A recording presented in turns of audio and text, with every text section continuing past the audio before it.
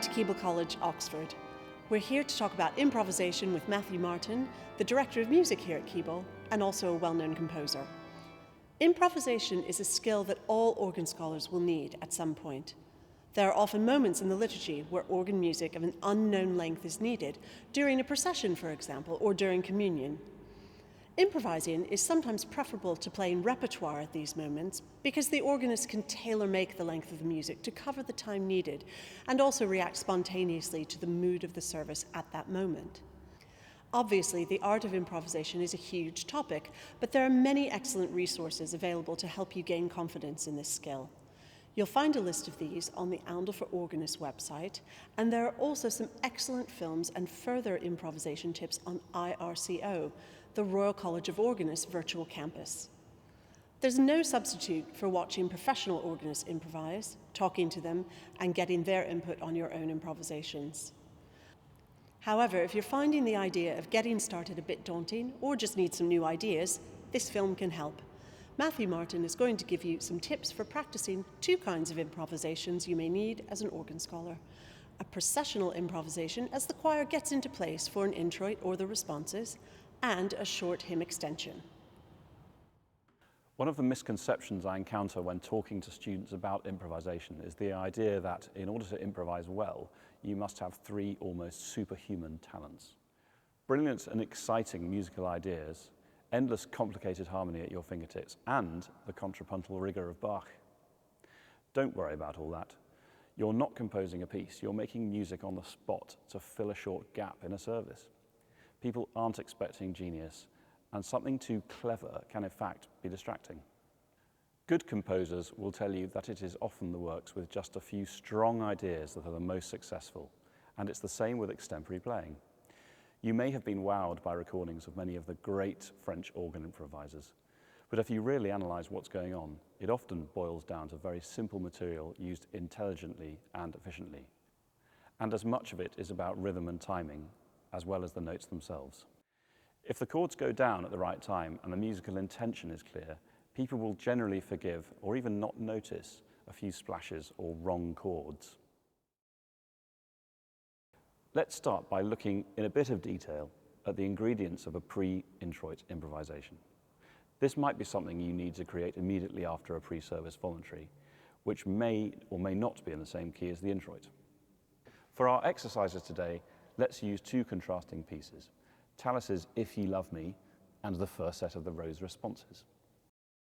Let's imagine that you have just played a piece ending in G major, perhaps the Liebste Jesu from the Orgelbuchlein or similar, and you need to link into If Ye Love Me starting in F major. The musical styles are different, of course, but the overall mood is not totally dissimilar. So we want to create music which sits well with both, as well as finding its way down a tone into F major.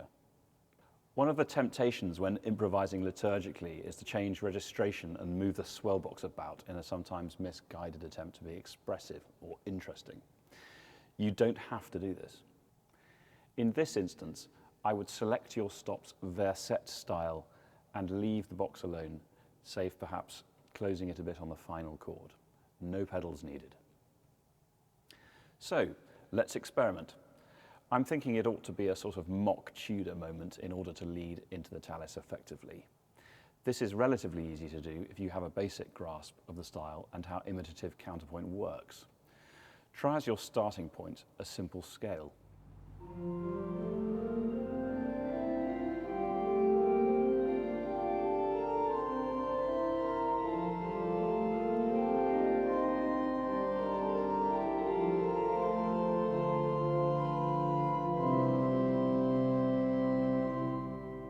Or a fragment of the theme from the piece you are proceeding.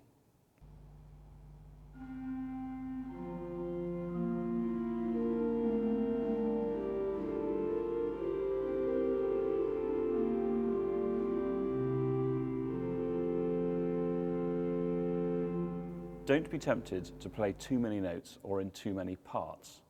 Perhaps just 2 or 3 would do. You can also experiment by alternating thirds and sixths in 2 parts as a device to change position or key.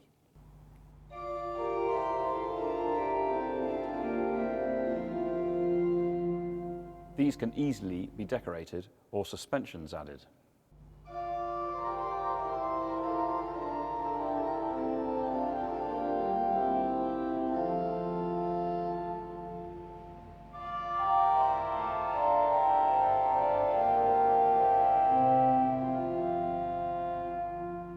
You will also need to set up some cadences, so have some stock formulas ready.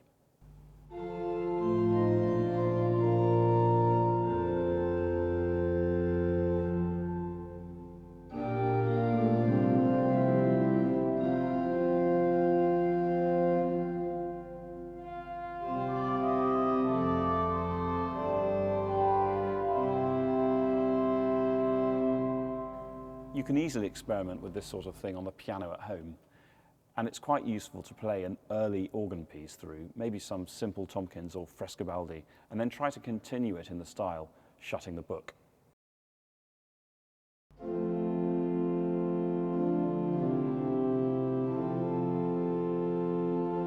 We need to consider how we will link effectively from a piece of Bach in G major to a Tallis introit in F major. It would probably be best to start the improvisation in some sort of G tonality, but moving fairly swiftly to F. So a direct move towards G minor would suffice in this instance.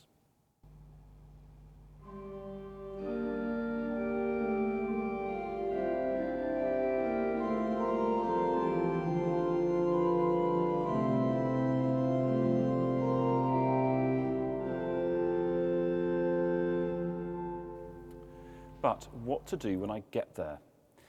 Perhaps I've arrived a bit too early and the choir isn't yet in position, or the arrival onto the final chord sounds a bit sudden. I need a coda up my sleeve. You can make sure you have a few standard Tudor-style codas ready for these moments, and just tack them on the end of your improv. Aim for the subdominant, and make sure they are stretchable and that you can continue if you need to.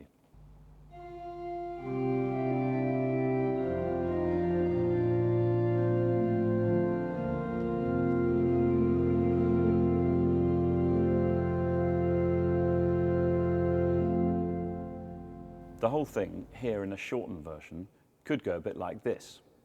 I might even include a cheeky false relation.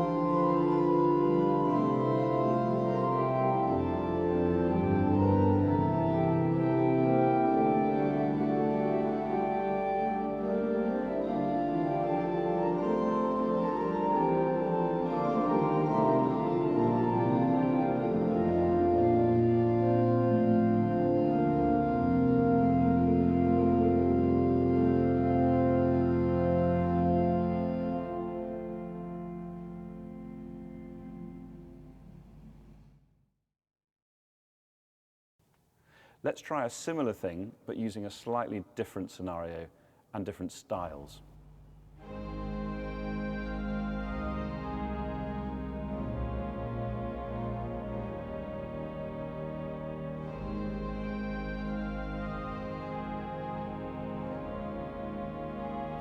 I choose now, perhaps unwisely, to lead from the end of Berman's Prière à Notre Dame into the Rose responses.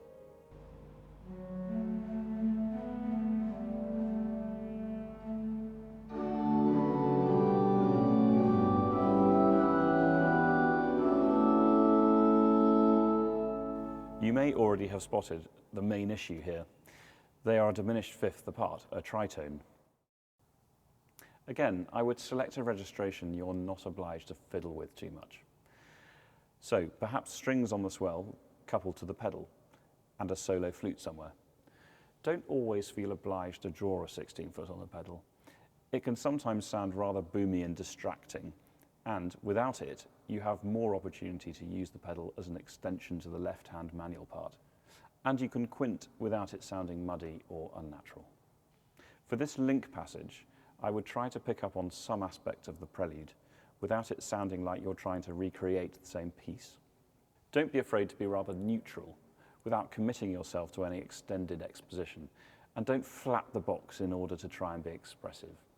Be expressive with the music you play, and perhaps start by using just 2 or 3 chords rather than a jumble of confused harmony. It's a good idea to avoid lots of strong tonic harmony in these atmospheric improvisations. As I say, a neutral sound is often good. Allow yourself the freedom of centering around a first or second inversion, for example.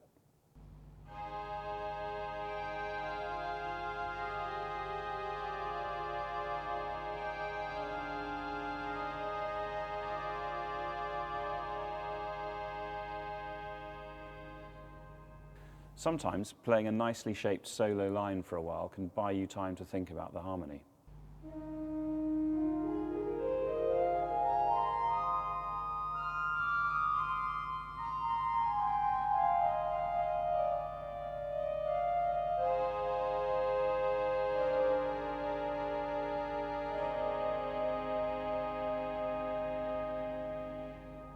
But what to do about this awkward modulation? The choir is processing in and you're stuck in completely the wrong key. You need to finish up rather quickly in the new key. In this instance, I would devise a simple chord progression which can happen over just a few seconds, but can also be extended at will. How about this?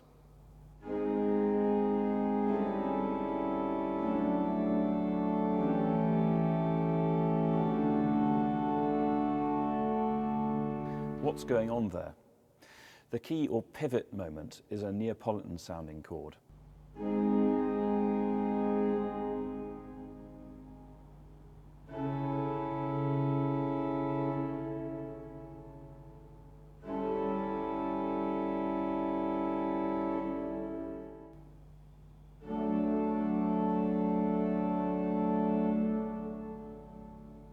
As a bonus, try to include bits of the Rose opening cantor line just to remind the priest how it goes.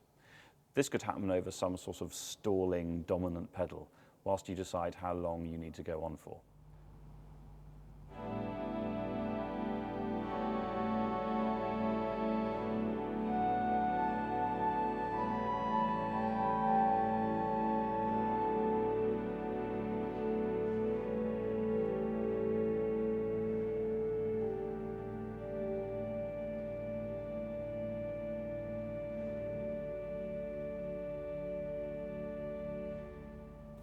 And then go straight into giving out the intonation.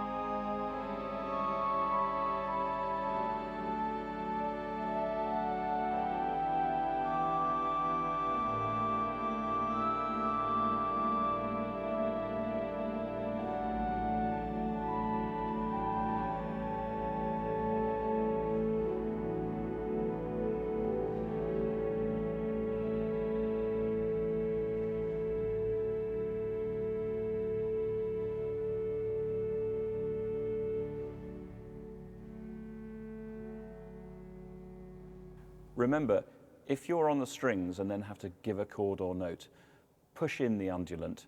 It's a very confusing sound to hear when you're trying to pitch notes downstairs. In summary, the most important thing is to get to know these various styles and have them under your fingers.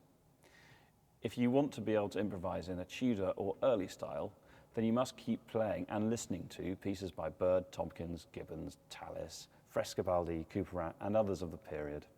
Don't just restrict yourself to Howells and Vierne, although it's good to be able to recreate accurately these sorts of styles and textures too. And remember, becoming more fluent in other keyboard skills, transposition, harmonization, and sight reading will help your developing fluency in improvisation.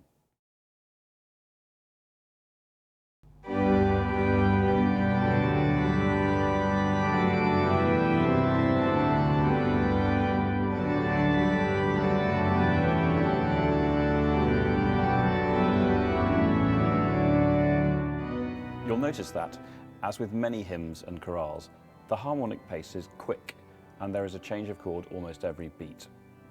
This is great for encouraging congregations to keep up, but it isn't always necessary to recreate the same harmonic pace in your improvisation. In fact, it's better to slow it down and keep the textures transparent.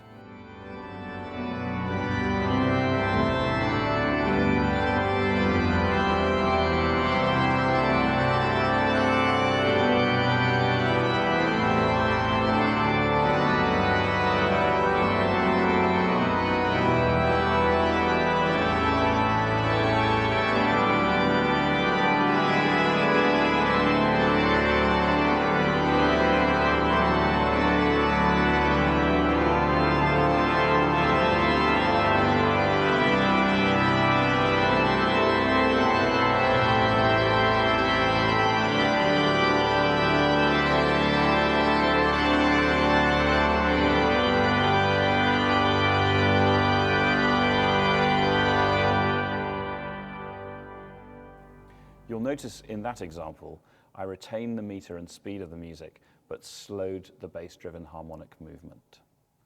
I moved the pedal downwards towards the subdominant, and then employed a sort of circle of fifths movement, not taking me far away from the home key, but just enough to keep things interesting. All of this flowing inevitably towards the dominant 6/4 chord. This is your get out of jail free card. Once you've landed here, you can extend as much as you need using minimal material and just a few choice chords. Nothing complicated needed.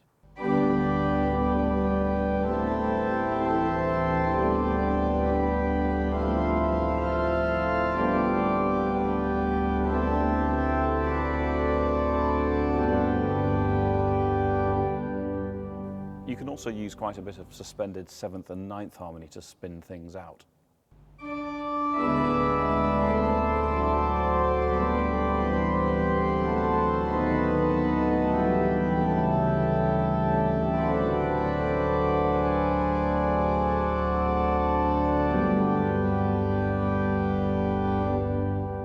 Even if it all ends up going a bit off-piste, the most important thing to remember is that if all else fails, you can go back to that dominant 6/4 tonality and be safe.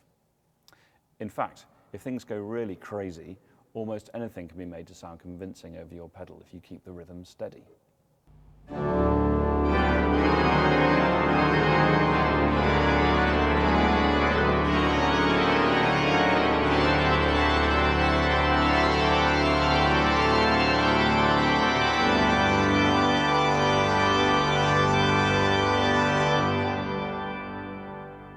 Once you're sitting on this dominant pedal, it's a quick maneuver back to the tonic, and a dominant 13th chord is a useful final move back to G.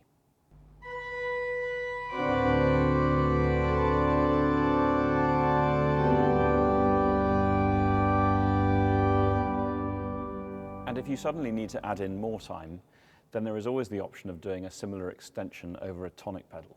Perhaps try using a bit of the flattened subdominant over this pedal, or saving up some diminished chords to round things off.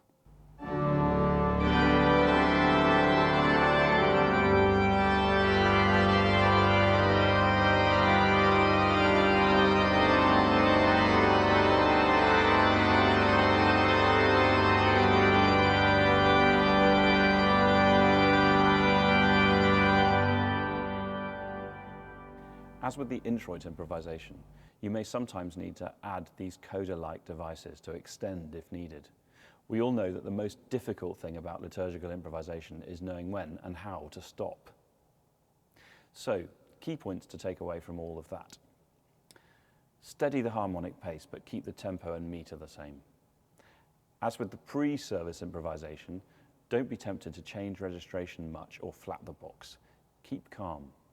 Aim for the dominant and center around a second inversion chord over a dominant pedal.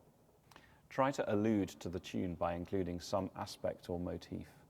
Think sequences, circle of fifths, suspended harmony. Almost anything will work over your dominant pedal. Always have the end in sight and have your codas ready.